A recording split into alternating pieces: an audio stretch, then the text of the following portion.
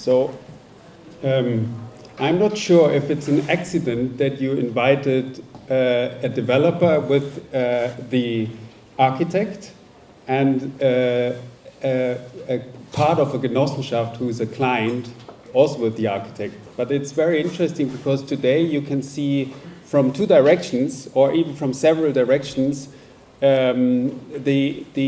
the inner core of what we're doing. And also it's not very surprising that we have very similar attitudes. So I'm quite happy to see the other projects. So architecture of choice, what does that mean? I think the moment in 1989 when the wall came down is the moment where the world, Europe, changed quite dramatically, but also locally Berlin changed quite dramatically. And I would like to talk about 4 projects today that we realized in Berlin. 3 of them we built. One of them is more like a research or like maybe a proposal. And what happened after the wall came down? The art started to be really fancy. Music started to happen in Berlin. And the city had the only idea to draw a plan. So they drew a plan. Here you see the center of East Berlin, and everything that is orange was already in planning, and what you see in red is what they proposed. So more or less they proposed to get rid of the East German idea of the city and make it look like the West German idea of the city. And when I saw the plan, I was pretty frustrated. I thought this can't be an answer on such a huge opportunity. So with the 4 projects, I also asked 4 questions. If there's an architecture of choice where we can choose how we want to live, then I think we should create a strong, affordable building. So the first project is up in the north. The second project I will show is also a statement saying we should allow complex programs. Otherwise, these buildings don't have any meaning. We also should really relate strongly to the public with the buildings. That is, for instance, the ground floor, but I will show it to you. And I think what is really nice today to see that it's so much about the alliances we need today to make these projects, and they're very different ones. The project 1, 2, and 3 is very different to the Swiss models we saw today, and probably also the Vienna one you will see after me. They're completely privately organized. So when the wall came down, the city was so much, first of all, they had a huge debt, but also they were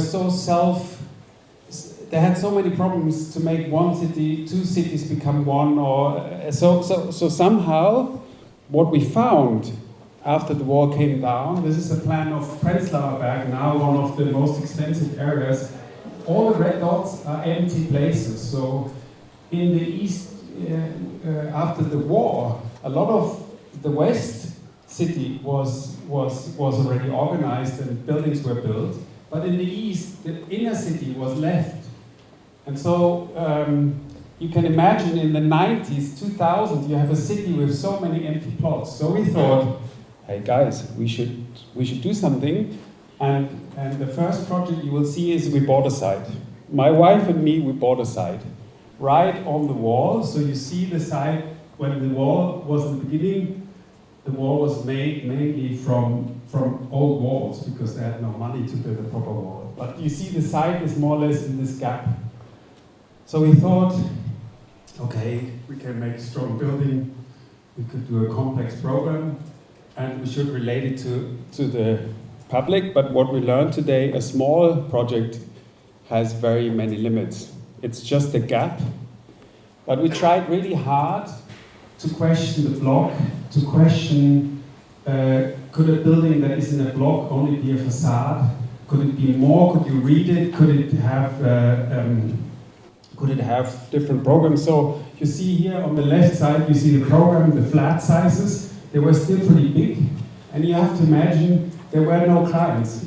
There was no housing need. When we bought this site in 2003, no one wanted to buy a new flat, you could buy an old flat for 1,000 euros a square meter.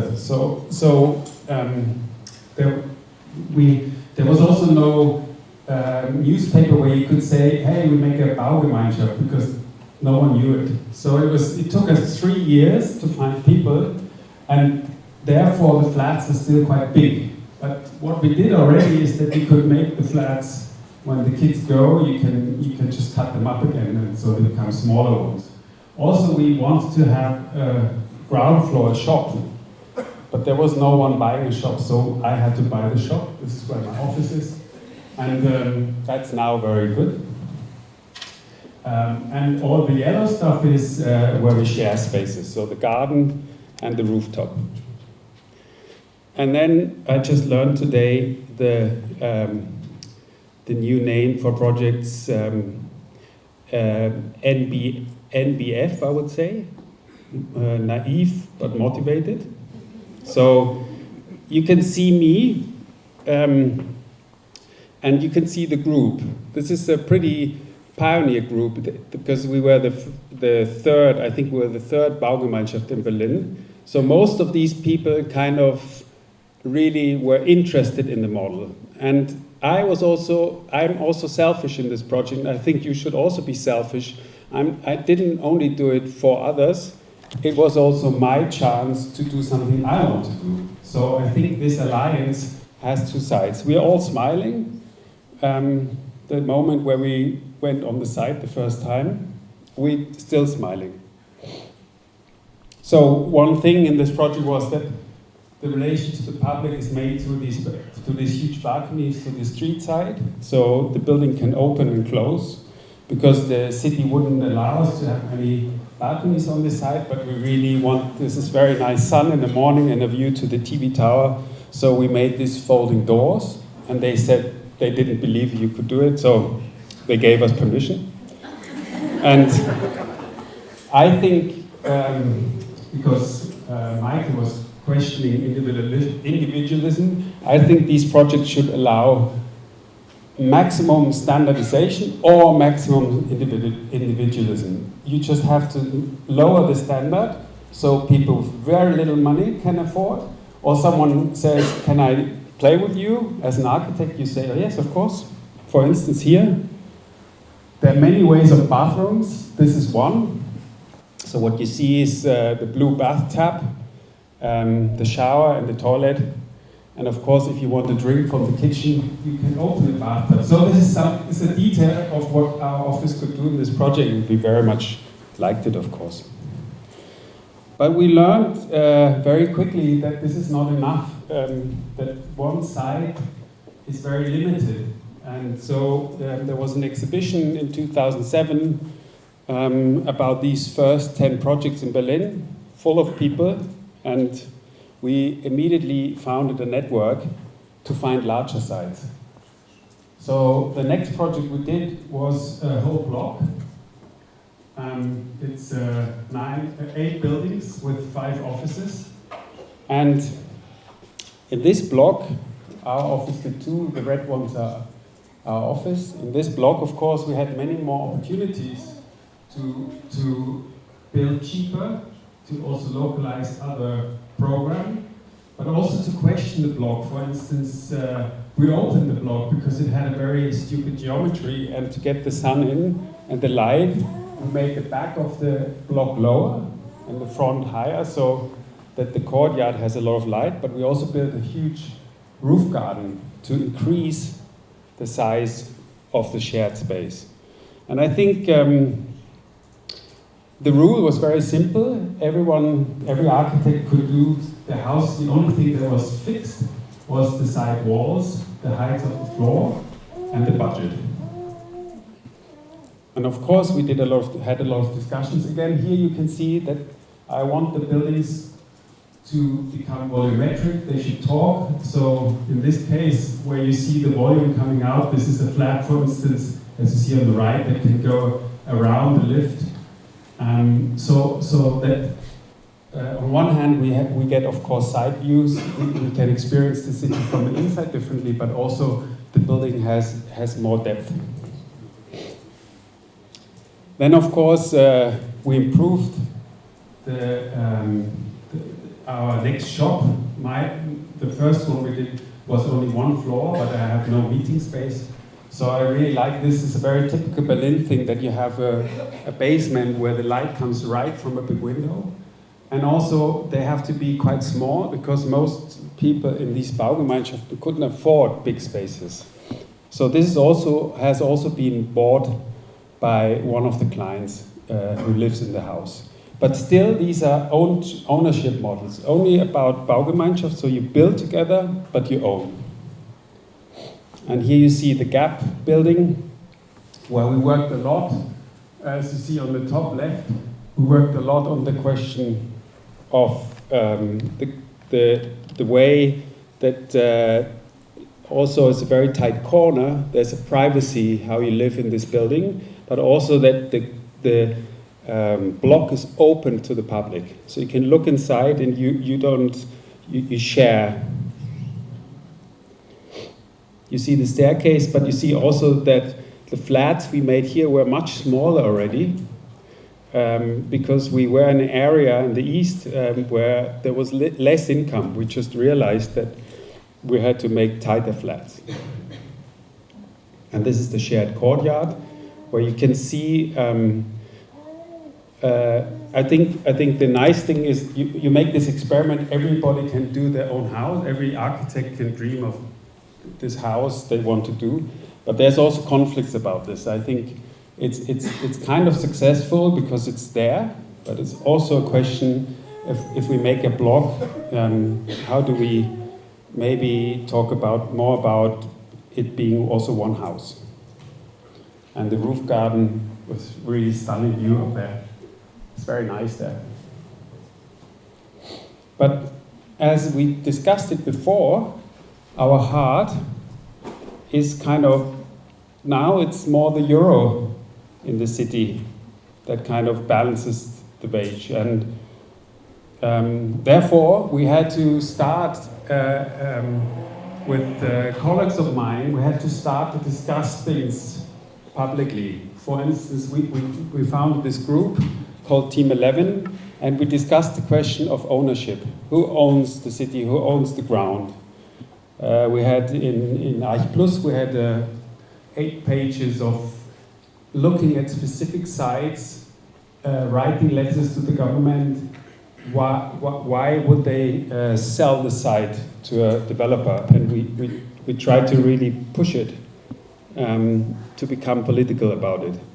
We, for the last election in Berlin, we even wrote 22 theses for a new idea of urban development in the city, especially housing. And we had 3 main chapters, which is the question of the public, programming buildings, and the role of buildings itself. So not only architectural questions, but also questions what buildings should offer to the city, and especially programmatically. And then we invited people from all different parties to discuss these theses. This is one of quite a lot of events we did.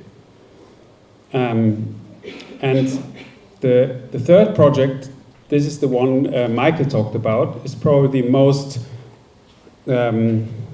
dense one in terms of these topics: program, public, building, because this project is right at the River Spree, and it's a very well-known place for parties. It used to be like a bar. You paid €1 to get in, and then you paid another €1 to get a beer, and so you paid a lot of euros to get lots of beer. But it's a very typical informal place of Berlin. And there were a lot of discussions. You could even see it in the plan I showed in the beginning, how to close this and how to make a project there. But the city then decided we should become a world city. Why don't we get all the medias to the River Spree? So this was Media Spree. And it was not something where they had money for. They just decided we should get all the music producers and stuff. They should all come and be at the Spree. And you can imagine this is typical Kreuzberg, what you saw before when they sit on fences and discuss the new type of living. It's also very typical. There was a huge movement. And the movement asked any project that would exist there should be at least 50 meters away from the river. And so when I got involved in this project at the river, the first thing I got was 9 pages of rules, of things this project really wants from us and also from itself. So we didn't look at the site, we didn't look at a sort of number of people that should live, we looked at guidelines. And then of course the question was, as you can see, if you build 50 meters away from the river, no building, if there are no building, then you get a building of 10 meters width. And we knew this is not really a very good starting point for a project that should be affordable. So we decided together with the Genossenschaft, so it's not owned, it's the first Genossenschaft, that the whole ground floor, so everything you see in yellow, is public. And that means also the beach in the front is public. And then we had to compensate. So you see the orange part is the staircase, including but you see the orange sizes on each building. This is like a garden for each house to compensate that they have no public space. But then also the red spots are the big balconies on each house, so that there is a privacy possibility. So here you see the project is open to the river.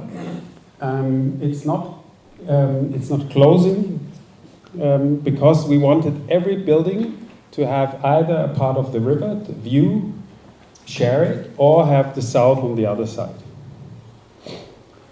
The ground floor, as you can see here, had the blue part. The blue part is, we didn't know exactly the tenants yet, but we knew that this should be for offices, for uses that are related to working. So we had to invent spaces that could be either very small or very large and make the possibility. And we made it 2 floors, and the second floor could even become housing because it's high enough. So there was an idea that this space might be used one day for another purpose if needed. So you see the kindergarten with the lights. This is one space. And then the front, and this is very particular for this project, is the so-called, they call it Optionsraum, space for options. So in each of these 3 buildings is one of these spaces, and we didn't finish them. We gave the buildings, they took over the buildings, and they asked us to keep this open. So it's very interesting that you, as an architect, have to build a building where parts of it are not finished, but they have already a direction. And the idea of these spaces is that they can use it for own purposes. Super. Thank you. So, because it's a passive house building, to make insulation on the ceiling, as you can see, there's no insulation, would have cost more than to build already the facade. So in another Subotnik, as you have learned already from Michael, they started to build their facades. And because we took it out of the passive house, they had a very low standard of building, which I think is important. Otherwise, people cannot build themselves. So here, the first thing they did, they made a workshop to build their own furniture. And here you see, this was a meeting in one of the places. You almost pay no rent because they don't need a rent for these places. The places are part of their own rent. So they can ask for a rent, but it's not an economical question. And one space is a cafe.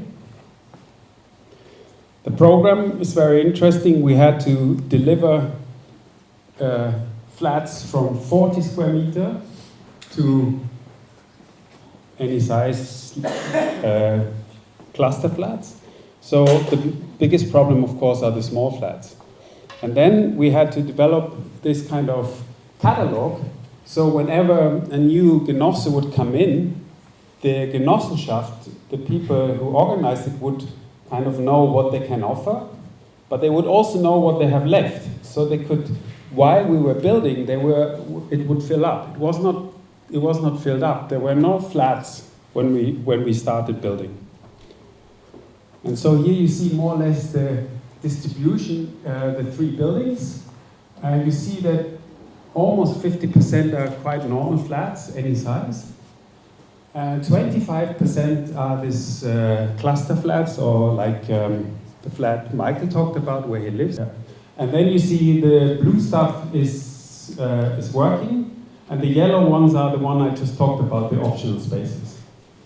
So huge range of different diversity. And you see here one of the cluster flats I planned. This is a more luxurious, I would say. This is about 10 people. So they have their communal space at the river, and here in this space where they cook together, but they also have own kitchens in their rooms here, and they have an own bathroom, and they have a door. When they close it, it's like an entrance door. It's really tight. But then I said it should be like every flat should have a window. So this is more or less the street. So it's a little city. You have a street and two marketplaces, and then you have these kind of places along it. This is Michael's kitchen, where they sit together. And this is the first kitchen you had. I never got the pictures from my exclusive cluster flat, so I always use your pictures. I haven't built this, but it's very nice. So the building. One big rule of the building was 2,000 euros, including everything, a square meter. This was in our contract, not only to make us nervous, but also to say this is one of the biggest issues. Including also the cost of the land? Everything. Okay. Including everything. Land, lawyers, and so on. Not against us. You need always lawyers. Maybe one day, but that's not included. So when you see this, it's nice. You get a bit nervous, no? It ended up in 2,100 euros, by the way. But you see, what we had to do is we had to build buildings that are very simple, but also very clever in a way that when you have a bathroom, you can shift the bathroom so you're flexible. At the same time, you could choose different sizes of bathrooms, and we had to have as little shafts as possible, as little shearing walls as possible, and also one staircase per building, which means that it's a staircase we put on the outside, so you don't need the fire brigade to come in. So that's why you see a lot of trees here. We didn't cut down as little trees as possible, only the ones we needed when we built. The facade is made of wood, like a timber frame system, and in order to be able to be individual, we made a catalog of windows and a catalog of bathrooms, and the whole building is based on a dimension of 18 centimeters in height and width. So there is even if it seems not like it, there's a very, very tight rule about it. So here you see a view to the shared balconies. Here you see the open staircase, something I think very interesting. You see a view on a terrace, on the shared terrace, very big. And the way how we set this up as an alliance, how do you work together? In this case, there is the very important office, the Zusammenarbeiter. They are more or less what you did Andreas did in Zurich. So they have a similar role, and of course they know each other. And then we had 3 offices, Architekten, my office, and Silvia Caponetto. And everything in here, in this circle, we decided together. So every building is the same. The grids, the staircase, the exterior, the roofs and so on. But then, of course, we had landscape architects, but then we had some things we call wildcards. So these are the things we didn't tell the others. So we had a small budget that we could do something we liked, we thought is important for our building. So we still felt like we are autonomous architects. And also when we finished the first preliminary design phase, we then gave away the work. So I did, for instance, the whole steel work, another office did the facade, and you can see things fit, so it did work. But because we wanted to stay small offices and not grow, we said, okay, we make a large office through this kind of cooperation. You see us also nice about a co-op. I would prefer a co-op because you only have one client. This is the co-op. And if you do a Baugemeinschaft, you have 10, some of them I have 30 clients, and it can be a pain. Here, it was organized that the co-op was represented by 4 representatives, and then you see us, the architects, here, Betired, Silvia and me, being around the model discussing decisions. And we made this kind of model that was shown in an exhibition in Frankfurt, how the clients then could kind of work on their own plan. And finally, I still have time? I guess so. Last project. This project goes beyond the building. It was a competition where we were invited by the Senate of Berlin. And the question was, what's the future of the city? Could we propose housing projects that go beyond housing? So I asked an office called Urban Catalyst, who's doing a lot of strategic urban planning, if we could do something that goes beyond the building. And as you saw, the balance going in the wrong direction, we proposed a kind of font system. So, as Urban Catalyst started already to say, maybe the city is made out of neighborhoods rather than out of parts of the city. And these neighborhoods consist of certain things like a church. They have already a rich potential of things. They have parks, they have roads, they have a bit of electricity and so on. So we looked at one specific neighborhood in Berlin, and we looked what are the resources there. So there are resources like free spaces, there are resources like streets, but there are also public buildings. And then we proposed that maybe the city could start to exist out of mini economies. So rather than having one big economy, each neighborhood could start to have an economy. And this economy has a font, and this font is not only filled by taxes or by typical income of a city, it's actually filled by the neighborhood itself. And if you have no money, which usually is the case for people that also want to share the city, then you could also offer your work. This is something that, for instance, is happening in Rotterdam. There's a model which works very similar, but also in Salzburg there's a very interesting model. So, as you can see in the circle, you see the people living there. They can offer their abilities, and this is then a value they give. But also another value could be legal values, like from the law. So if I do something, I get more permission than others. In a way, something we did already in the Spreefeld. So you kind of subsidize and you start to trade. The idea is that you have a trade. You trade in your neighborhood, but the trading also has this font. So there's also real money involved.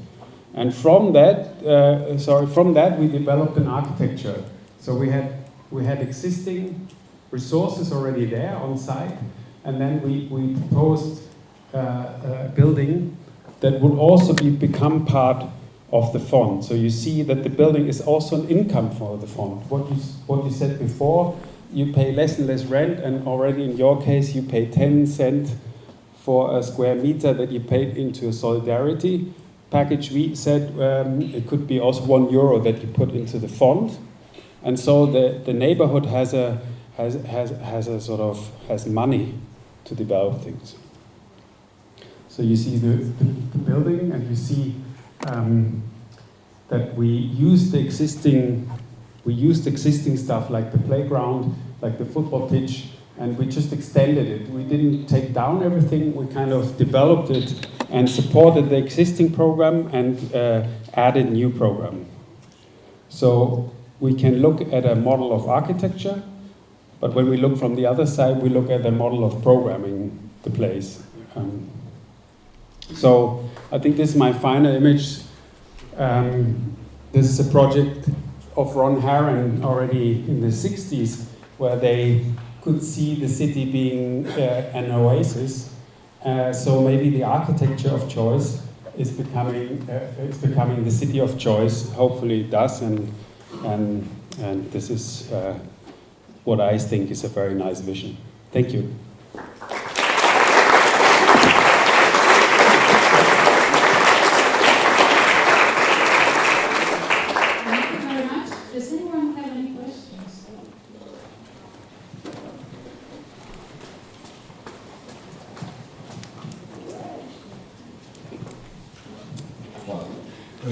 We were talking about how much is the flat, or you said it's like 2,000 euros per square meters, and we were talking about flats, offices, and I'm interested, are you talking about the 2,000 euros per square meters for whole NITO area, I mean communication, technical, and other services, or just per flats and offices? No, this is usually when you do a project like this, you have to look at the real cost that someone has, because you also look at including tax, because you have to see how much does someone either have to pay or has to pay as a rent, and it doesn't matter. At the end, there's a sum of money that has to be financed. Doesn't matter how. No? It's just the sum that you have to finance, and you can call it rent or you can call it a loan. In this case, we always mention the sum that the whole project costs, including every the last post box and the last cable you have. Did I not understand your question? You were talking about 2,000 euros per square meters, but per square meters of what? The flat or the whole NITO area? No. You always talk about the netto, like only the living area. The living and the offices also? Including the offices, yes. But this is the average, of course. Sorry. Any more questions?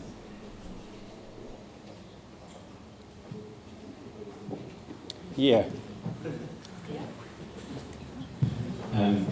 Maybe I'd like to start also a political discussion, because what I saw like in your last project is that you would like refinance like some of the rental apartments with more expensive like condominiums, which would also be located in the best position in the building on the top.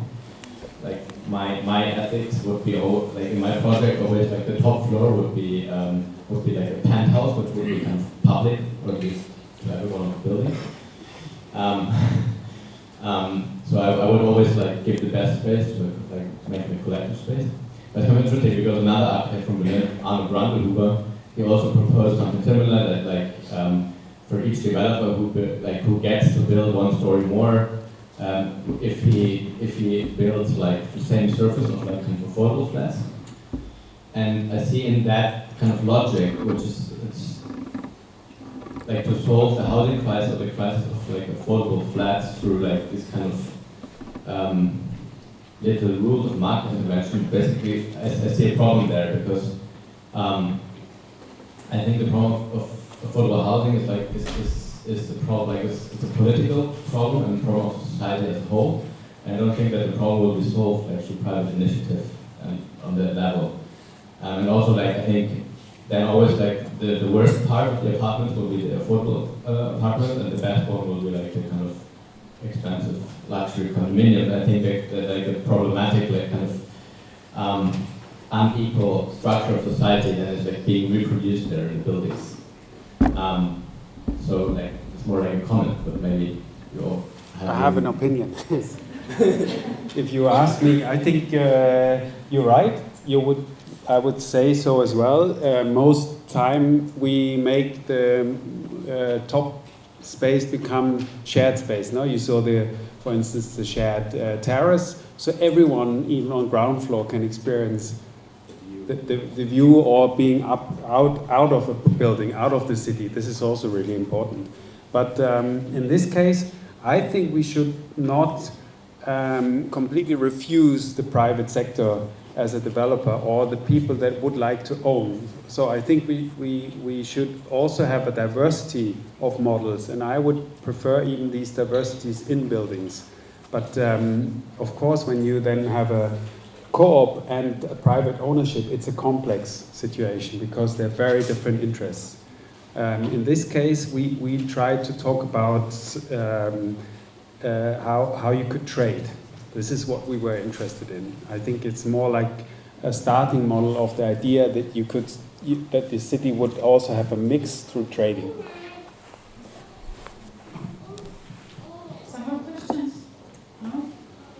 Thank you, Florian. Thank you.